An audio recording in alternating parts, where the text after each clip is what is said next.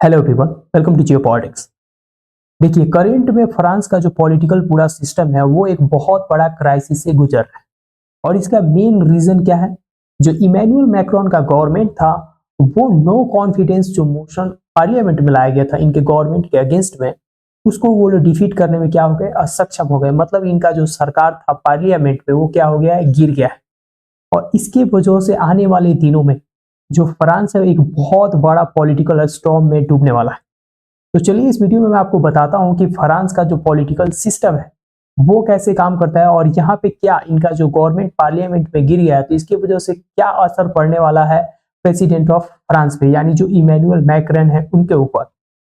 और second number पे बात करेंगे कि जो फार राइट का राइज है इन द यूरोप, उसके वजह से यूरोप में क्या क्या समस्याएं क्रिएट होने वाली है और आखिर में ये जो राइज है वो इतना ज्यादा कंटिन्यूअस क्यों है। फ्रांस, स्पेन, जर्मनी, इटली, यहाँ पे जो फार राइट के पॉलिटिकल पार्टीज है उनकी पॉपुलैरिटी क्यों बढ़े जा रही है। So let's dive deeper to know all the details. तो अभी तक आपने बहुत सारे आर्टिकल पढ़े होंगे जहां पे आपको ये बताया होगा कि जो फ्रेंच गवर्नमेंट है उन्होंने क्या किया कि जो भी नो कॉन्फिडेंस वोट था उसमें ये लोग फेल हो गए। मतलब इनका जो गवर्नमेंट है पार्लियामेंट में जो पीएम है यानी प्रधानमंत्री, वो अब क्या करने वाले हैं, रिजाइन करने वाले हैं। और रिजाइन इसलिए करेंगे क्योंकि उनके पास मेजोरिटी नहीं है, एब्सोल्यूट मेजोरिटी नहीं है। देखिए, फ्रांस का जो पॉलिटिकल सेटअप है वो एक सेमी प्रेसिडेंशियल पॉलिटिकल सिस्टम है। इसका मतलब ये होता है कि वहां पे दो हेड होते हैं। पहला होता है एग्जीक्यूटिव हेड जो कि प्रेसिडेंट होता है और दूसरा होता है लेजिस्लेटिव हेड जो कि प्राइम मिनिस्टर होता है। तो यहाँ का जो प्राइम मिनिस्टर है वो बिल्कुल काम कैसे करता है, उनके साथ भी कैबिनेट के मिनिस्टर्स होते हैं और ये लोग क्या करते हैं, जो भी पार्लियामेंट में लॉज हैं उस पर डिबेट डिस्कशन करके ये लोग लॉज बनाते हैं और जो लॉज बन जाता है उसको एग्जीक्यूट कौन करवाता है, उसको एग्जीक्यूट करवाता है यहाँ का प्रेसिडेंट। तो प्रेसिडेंट जो होता है एग्जीक्यूटिव हेड होता है और प्राइम मिनिस्टर जो होता है वो क्या होता है, लेजिस्लेटिव हेड होता है। अब थोड़ा सा मैं इसको डिटेल में समझाता हूँ।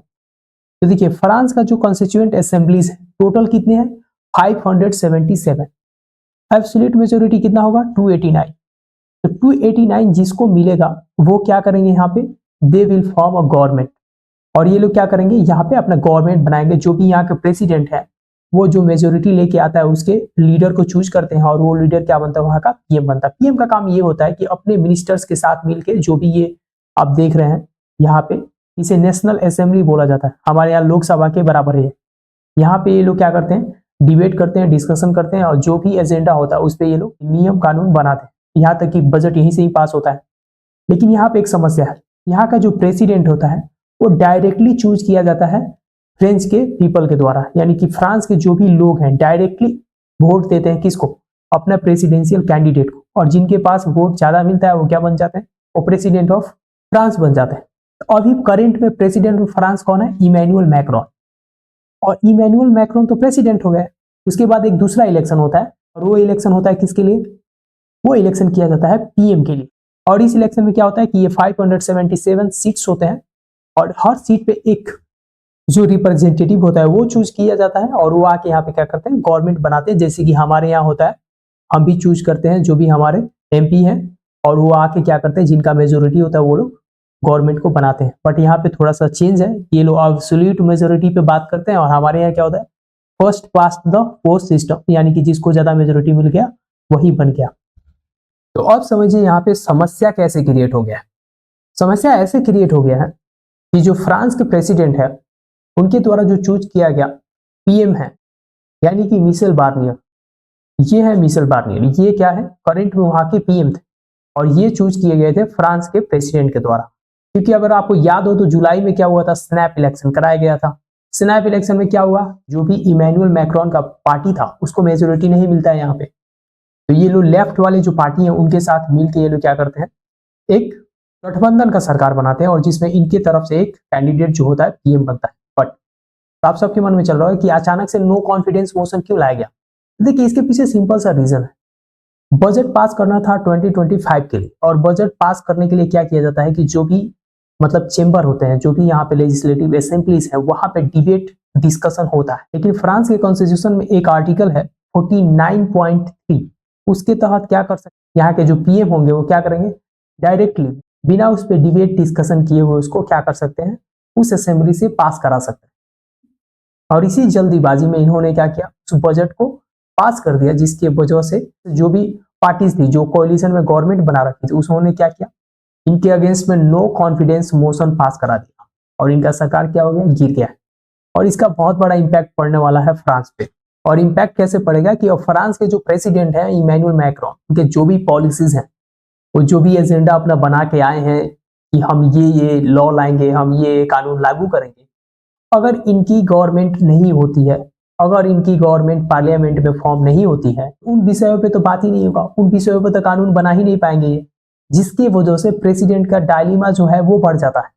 इनके जो एजेंडे हैं, इनके जो पॉलिसीज हैं, वो बढ़िया से प्रॉपर तरीके से इंप्लीमेंट नहीं होगा। तो एक तरह से कह लो कि ये जो डबल इंजन का गवर्नमेंट बनने वाली है, इसके वजह से फ्रांस का क्या होने वाला है, बेड़ा पार होगा धीरे धीरे। मतलब कोई भी जो बोल्ड डिसीजन है वो नहीं ले पाएंगे इमैनुअल मैक्रोन। अब बात करते हैं कि ये जो फार राइट है ये राइज पे क्यों है।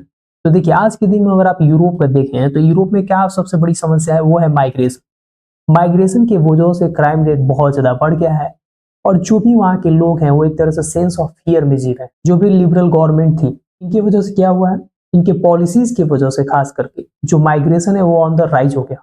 इसकी वजह से जो इकोनॉमी है उस पर भी बहुत बड़ा इंपैक्ट पड़ा है, क्योंकि जब आपके यहाँ इलीगल माइग्रेशन होगा, जब भी इलीगल माइग्रेशन होता है इसके पीछे एक बहुत बड़ी जो पॉइंट है वो समझने वाली है।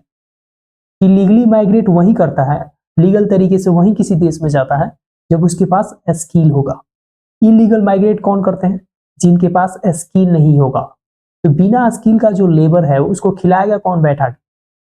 तो जो भी आप वेलफेयर कर रहे हो, जो भी यहाँ के यूरोप के लोगों के टैक्सेस ले लेके आप वेलफेयर किए जा रहे हो इन माइग्रेशन के लिए, इसकी वजह से एक लॉन्ग टर्म में उसका तो बर्डन दिखेगा ना, वो तो इकोनॉमी को दबाएगा ही। और यही रीजन है जिसकी वजह से लोग नाराज। और क्राइम तो इतना बढ़ गया कि आप देख ही सकते हो, रोज न्यूज में आते रहता है, कहीं पे फायरिंग हो गया, कहीं पे चाकू चल रहे हैं इसकी वजह से। और इसका सबसे बड़ा एग्जाम्पल कौन सा है, यूके है। तो एक सेंस ऑफ फियर भी है इन लोगों के बीच में कि हमारा जो कल्चर है वो धीरे धीरे एक्सटिंक्ट हो रहा है, खत्म हो रहा है। और ये जो एलियंस है, यानी कि जो माइग्रेंट्स हैं, जो भी इलीगल तरीके से आते हैं, आके यहाँ पे क्या कर रहे हैं, वो लोग एजुकेटेड है भी नहीं उतना, तो इन वैल्यूज को, इन सिस्टम को उस तरह से रेस्पेक्ट भी नहीं दे पा रहे, जिसकी वजह से क्या है, इन पे खतरा बढ़ गया है।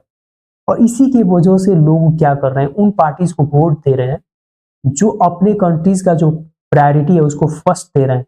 तो ये जो फार राइट वाला कॉन्सेप्ट है ये बहुत पहले से चल रहा है। फार राइट को मतलब एक दूसरे तरीके से बोला जाए तो एक्सेसिव नेशनलिज्म बोलते हैं। जैसे डोनाल्ड ट्रम्प का आपने सुना होगा, वो भी एक तरीके से फार राइट बोल सकते हो। क्या बोलते हैं कि अमेरिका इज द फर्स्ट, हर चीज में अमेरिका फर्स्ट होना चाहिए, अमेरिका का जो इंटरेस्ट है उसको कोई हर्ट नहीं कर सकता। जॉर्जिया मिलोनी हो गई, वो भी फार राइट है। तो इन लोगों का जो एजेंडा है कि माइग्रेशन नो मीन्स नो, यहाँ पे कोई भी माइग्रेट होकर नहीं आएगा। तो इसकी वजह से यहाँ के जो लोग हैं वो ज्यादातर क्या कर रहे हैं, जो भी फार राइट के लीडर्स हैं, जो भी फार राइट के गवर्नमेंट्स हैं, जो भी फार राइट के पॉलिटिकल पार्टीज हैं, उनको ज्यादा से ज्यादा ये लोग पॉपुलर बना रहे हैं। और फ्रांस में भी इसका इंपैक्ट देख सकते हो आप। जब यूरोपियन यूनियन का इलेक्शन हुआ उसमें क्या हुआ था, जो भी फार राइट की पॉलिटिकल पार्टी थी उसका जो नंबर ऑफ सीट्स है वो काफी तेजी से बढ़ा। और इसकी वजह से फ्रांस के जो गवर्नमेंट था उन्होंने क्या किया, एक स्नैप इलेक्शन करा दिया। और इस स्नैप इलेक्शन में क्या हुआ, मैक्रोन तो बहुत ही कॉन्फिडेंट थे कि हमारा जो पार्टी है, हालांकि यूरोपियन यूनियन में नहीं ये लोग जीत पाए या अच्छा उनका जो मेजोरिटी है वो नहीं मिल पाया, लेकिन क्या हुआ, हमारे जो होम कंट्रीज है, जो फ्रांस है, वहां पे तो हम लोग आसानी से जीत जाएंगे। बट जो एक्सपेक्टेशन था वो यहाँ पे मीट नहीं हो पाया। और फार राइट जो पॉलिटिकल पार्टीज फ्रांस में, उनका भी जो नंबर ऑफ सीट था फॉर द फर्स्ट टाइम बहुत ज्यादा उसमें क्या मिला, इंक्रीज देखने को मिला। देखिए फ्रांस में अभी तक नो कॉन्फिडेंस मोशन एक ही बार हुआ था 1962 में, तब से लेकर अभी तक कोई ऐसा सिचुएशन नहीं आया था जहां पे क्या हो, नो कॉन्फिडेंस जो मोशन है वो पास हो जाए। तो आने वाले समय में अब देखना ये होगा कि जो फ्रांस के प्रेसिडेंट है वो किसको पीएम बनाने वाले हैं, क्योंकि अगर इनके पार्टी से कोई पीएम नहीं बनता है तो सिचुएशन बहुत ही ज्यादा डामाडोल होने वाला है। और इसके पीछे रीजन सिंपल सा है कि इनके जो भी एजेंडा होंगे, जो भी इनके पॉलिसीज होंगे वो कंटिन्यू नहीं हो सकते। और यही रीजन है कि हो सकता है कि आने वाले समय में एक मैसिव प्रोटेस्ट भी हो फ्रांस में। सो आई होप ये पूरा वीडियो आपको समझ में आया होगा। This is it from my side, see you in the next video, thank you.